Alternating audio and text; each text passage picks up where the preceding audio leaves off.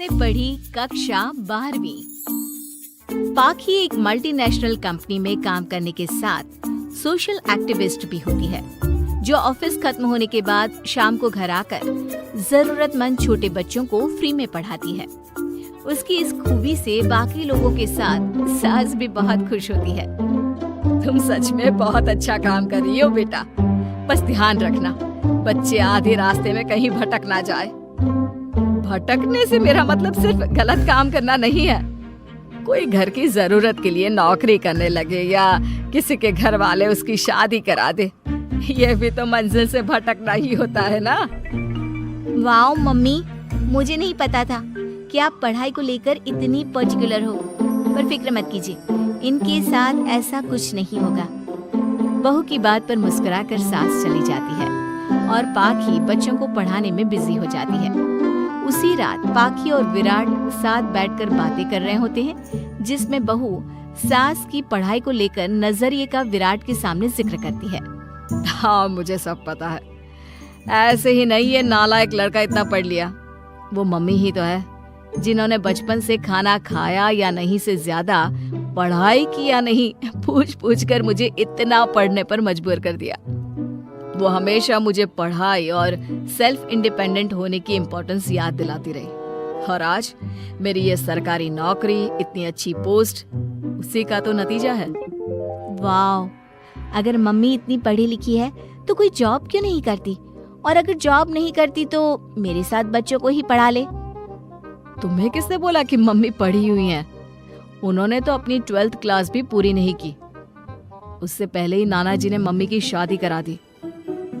शायद इसलिए पढ़ाई और अपने पैरों पर खड़े होने को लेकर उनकी सोच ऐसी है, क्योंकि वो खुद ये सब करना चाहती हो। पत्नी की बात सुन के विराट भी सोच में पड़ जाता है। दोनों मिलकर प्लान बनाते हैं और अगले दिन बच्चों को पढ़ाते हुए पाखी उनके पास एक कुर्सी एक्स्ट्रा लगा देती है। ये एक कुर्सी ज्यादा किसके लिए लगाई है बेटा? कोई नया बच्चा आने वाला है क्या? हाँ जी, आज से मेरी एक नई बच्ची मेरे पास, यानी कि मेरी सास, दोबारा पढ़ाई शुरू करने वाली है। अरे क्या पागल जैसी बात कर रही है? भला ये भी मेरी कोई उम्र है बच्चों के बीच बैठकर पढ़ने की? तू बस ना इनके भविष्य पर ध्यान दे, मुझ पर नहीं। मम्मी, सीखने की कोई उम्र नहीं होती, बस इच्छा होती है, और मुझे पता है कि आपके अंदर वो इच्छा आज भी जिंदा है।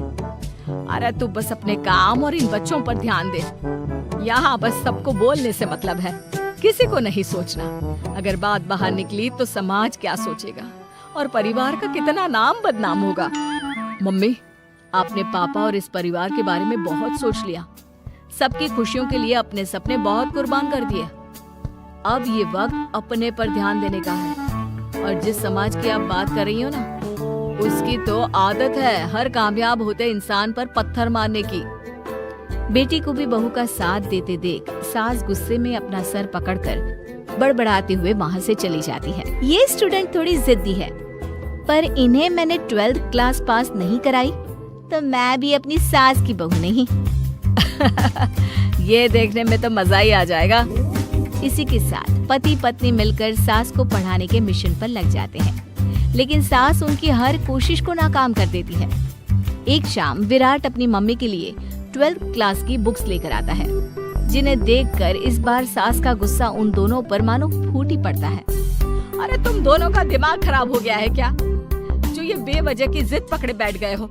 मैंने एक बार बोल दिया ना, मुझे कोई पढ़ाई नहीं करनी। इसके बाद मेरी पढ़ाई को लेकर मुझे घर में कोई जिक्र नहीं चाहिए। पोता पोती पकड़ने की उम्र में किताबें पकड़ूंगी तो अच्छी लगूंगी क्या? अरे परिवार का मजाक बन जाएगा। मम्मी, पोते पोती आप पढ़ने के बाद भी तो खिला सकती हो। और रही मजाक बनाने वाले लोगों की बात, तो उनके पास खुद का कोई सपना होता नहीं, इसलिए दूसरों की उड़ान रोकने की कोशिश करते रहते हैं। बस एक बार माँ, आप कोशिश तो करो। अगर अच्छा नहीं लगा तो हम दोबारा कभी नहीं बोलेंगे। बेटे की बात सुनकर माँ सोच में पड़ जाती है और ये सोचती है कि थोड़े दिन पढ़ लेती हूँ और उसके बाद पढ़ने में अच्छा नहीं लग रहा, ये बोलकर मना कर दूंगी। ऐसी प्लानिंग बनाकर वो पढ़ने के लिए तैयार हो जाती है। मौके का फायदा उठाकर तुरंत वे लोग सास का ओपन से 12th में एडमिशन करा देते हैं। मम्मी, आज से आपकी सारी जिम्मेदारी मेरी। अब तो आपका नाम टॉपर के लिस्ट में आने से कोई नहीं रोक सकता। ये मेरे सीधे बच्चे, इन्हें अंदाजा भी नहीं कि माँ का प्लान क्या है। पाखी सास को पढ़ाना शुरू करती है। दिन बीतते हैं जिसमें धीरे धीरे सास भी कंफर्टेबल होने लगती है, लेकिन फिर पाखी एक सब्जेक्ट पढ़ने के लिए ट्यूशन जाने का सजेशन देती है, जिस पर बहुत गुस्सा, ड्रामा करने और पाखी के लाख बार मनाने के बाद एक बार फिर सास तैयार हो जाती है। Thank you mummy. आपको नहीं पता कि आपका 12th क्लास पढ़ना हम दोनों के लिए कितना जरूरी है। अब ये सिर्फ आपका नहीं, हमारा सपना भी बन गया है। बहू की बात सुनकर सास अपने प्लान को लेकर सोच में पड़ जाती है। अगले दिन पाखी सास के साथ उन्हें ट्यूशन छोड़ने जा रही होती है, जहाँ रास्ते में पड़ोस की कुछ औरतें बैठी मिलती हैं। अरे वाह विराट की मम्मी, तुम्हारा इस उम्र में पढ़ाई का कौन सा भूत जाग गया? बहू को बोलो कि पोता पोती दे दे और बच्चों के साथ खेलो। अरे क्या उनके बीच बैठकर अपनी खिल्ली उड़वाने चल पड़ी? आंटी जी, जब सरकार या भगवान ने सीखने की कोई उम्र नहीं रखी तो आपको क्या दिक्कत है? अरे देखो तो जरा, बहू की जुबान कैसे कैंची जैसी चल रही है। अब सास घर संभालने की जगह इन सब चीजों पर ध्यान रखेगी तो बहू के तो ये हाल होने ही है ना।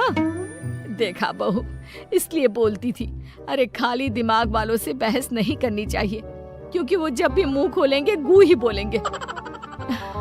उदाहरण तो तुमने अभी देख लिया। वैसे बहन, मैं तो अपना सपना पूरा कर लूंगी, लेकिन क्या यहाँ बैठकर पंचायत करने के अलावा तुम लोगों का कोई दूसरा सपना भी है? सारी औरतें चुप हो जाती है और सास बहू चले जाते हैं। अब सास के अंदर पढ़ने की इच्छा जाग उठती है और वो अपना प्लान छोड़ मन लगाकर पढ़ाई करना शुरू कर देती है। देखते ही देखते 1 साल बीतता है और बोर्ड एग्जाम शुरू हो जाते हैं। मम्मी, एग्जाम के लिए जाने से पहले जल्दी से ये दही शक्कर खा लो। अरे चल पागल, ये सब बच्चों के लिए होता है। अभी आप भी हमारे लिए स्कूल में एग्जाम देने वाली बच्ची ही तो हो।